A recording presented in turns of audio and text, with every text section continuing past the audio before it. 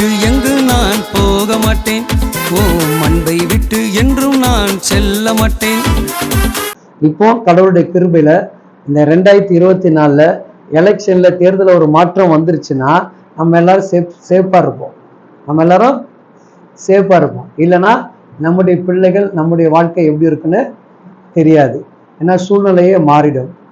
அப்போ வீட்டுக்குள்ள துணிகரமாக வந்து கொலை செய்வதும் திருடுவதும் இப்படிப்பட்ட அந்த மாநிலத்துல வட மாநிலத்தில் எப்படிலாம் நடக்குதோ அது போல என்ன ஆயிடுங்க, வரக்கூடிய காலங்கள் வந்துவிடும்.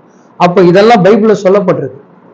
கடைசி காலத்துல இதெல்லாம் நடக்கும். யுத்தத்தை செய்து கேட்பீங்க, அன்பு தனிந்து போகும், ஒருத்தரை பொறாமைகளும். அப்பா பைபிள்ல சொல்லப்படுது, பையன் அப்பாவை கொலை செய்வான்.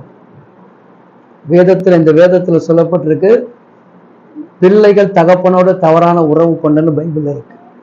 இந்த பைபிள் இது வந்து பொய் அப்படின்னா அதெல்லாம் எடுத்துடலாம் இல்லையா? நமக்கு ஏற்றபடி ஜனங்களுக்கு ஏற்றபடி வைக்கலாம் கிடையாது. ஆதாம் ஏவாள் காலத்திலேருந்து என்ன நடந்தது, உலகம் படைக்கப்பட்டது எப்படி, கடைசி காலத்தில் என்ன நடக்க போகுது, எல்லாமே இதில் இருக்குது. ஆனால் படித்து பார்க்கும்போது தான் உங்களுக்கு என்ன பண்ணோம், அதோடைய ருசி தெரியும் இல்லையா? சாப்பிட்டாதான் நமக்கு இப்போ வாசனை வருது இல்லையா? ஒரு சுமல் தெரியுது. ஆனால் ருசித்து பார்த்தா தானே தெரியும் அந்த வாசனைக்கும் கரெக்டா இருக்குதா அப்படின்னு. அது போல இந்த பைபிளை நீங்க படிச்சு பார்த்தாதான் சொல்லக்கூடிய செய்தி உண்மையா இல்லையான்றது நீங்க என்ன பண்ண முடியும், அறிந்து கொள்ள முடியும். அப்போ 38 வருஷமா அந்த மனுஷன் ஒரு குளத்துல படுத்து கிடக்குறான். அங்க வந்து பாத்தீங்கன்னா அந்த பழைய அந்த நாட்களை பாத்தீங்கன்னா தேவ தூதர்கள் வந்து என்ன பண்ணுவாங்கன்னா அந்த தண்ணியை கலக்குவாங்க. தண்ணிக்குள்ள குளிச்சுட்டு போயிட்டு அவங்க போயிட்டாங்கன்னா யாரு போய் இந்த குளத்துல முந்தி விழுந்தாலும் என்ன பண்ணுவா, எப்படிப்பட்ட வியாதியா இருந்தாலும் சுகமாயிடும். ஆனா இவனால படுத்த படுக்கிறதுனால எழுந்து அங்க என்ன பண்ண முடியல, போக முடியல. போய் அந்த குளத்துல அவனால விழ முடியல. அதுக்கு முன்னாடி மற்றவங்கள நம்ம குருடங்க, காது கேட்காத, ஊமைகள் எல்லாரும் போய் விழுந்துடுறாங்க. விழுந்து அவங்க சுகம் பண்றாங்க. அப்போ ஆண்டவர் என்ன பண்றாரு, இவனை தேடி வர்றாரு. தேடி வந்து கேட்கிறாரு, எப்ப நான் உனக்கு சுகம் கொடுக்கட்டுமா, நான் உனக்கு சுகம் கொடுக்கட்டுமா. இவர் நம்ம கிட்ட பேசுவார். இவர் யாருன்னா பேசுவார். இப்ப நான் உங்ககிட்ட பேசுறேன் இல்லையா, அது போல நீங்க தனிமையில இருக்கும்போது உங்க இருதயம் அப்படியே பேசும். உங்க சூழ்நிலை கண்டு பேசுவார், உங்க நெருக்கத்தை கண்டு பேசுவார்.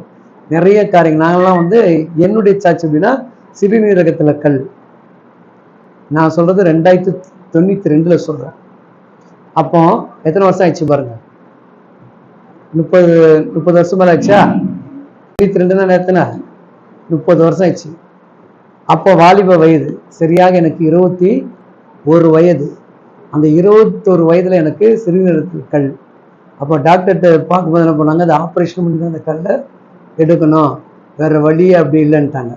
அப்போ வந்து எப்படின்னா கல்யாணம் ஆகி இந்த கை குழந்தை, என் மனைவிக்கு முதல் குழந்தை பிறந்து கை குழந்தை. அப்போ ஆப்ரேஷனுக்கு 10,000 ரூபா. எவ்வளோ? 10,000 ரூபா. அப்போ நான் என்னுடைய சம்பளமே 1,500 ரூபா. 1,500 ரூபா எங்க இருக்குது, 10,000 எங்கேருந்து கொடுக்க முடியும்? அப்போ எல்லா உறவுகளும் என்னை கைவிடப்பட்ட நேரம்.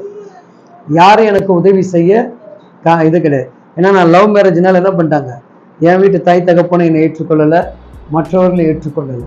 அப்போ அந்த நெருக்கடியில அவர் தான் என்ன பண்ணாருங்க, தேய்ச்சினார். அப்போ அந்த குழந்தைக்கு பால் வாங்கி கொடுக்கறது கூட கஷ்டப்பட்ட நாட்கள். ஆனா கஷ்டப்பட்டது அது அந்த 92 தான். அதுக்கப்புறம் இன்ன வரைக்கும் என் வாழ்க்கையில என்ன கிடையாதுங்க, எந்த ஒரு கஷ்டத்தையெல்லாம் கர்த்தர் போஷிக்கிறார். ஆப்ரேஷனே இல்லாமல், மாத்திரை மருந்தே இல்லாமல், ஒரு சொட்டு கண்ணீர் என்ன பண்ணிச்சிங்க, என்னுடைய பிரச்சனையை தீர்வுக்கு கொண்டு வந்தது. நான் பாரம்பரிய கிறிஸ்துவன் தான். ஆனா கிறிஸ்துவனா இந்த கிறிஸ்துவை எப்படி பின்பற்றுறதுன்னு தெரியாது. கடமைக்கு போயிட்டு வரக்கூடியவன் தான். எப்பொழுது என் ஆண்டவர் அதுல இருந்து எனக்கு விடுதலை கொடுத்தாரோ, அந்த யூரின் பாஸ் பண்ணுவோம், அந்த கல், இவ்வளவு பெரிய கல் வெளியே வந்துச்சு. எடுத்துட்டு அவர் டாக்டர்கிட்ட போற, அவர் நம்ப மாட்டார். காசு கொடுத்து ஸ்கேன் எடுக்க சொன்ன டாக்டர் 1க்கு 3 முறை என்ன பண்ணாங்க, எடுத்து பார்த்தாங்க. இது பெரிய மிரக்கல் அப்படின்னாங்க. அப்போ இயற்கைக்கு மேலாக அற்புதம் செய்கிற இந்த தேவன்.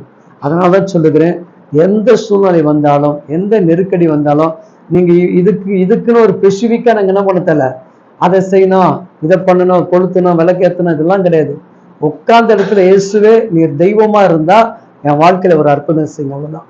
நீங்க 2 முறை 3 முறை கூப்பிட்டு பாருங்க, உங்க வாழ்க்கையில நடக்காத பிரச்சனையை கர்த்தர் நடத்தி கொடுப்பார்.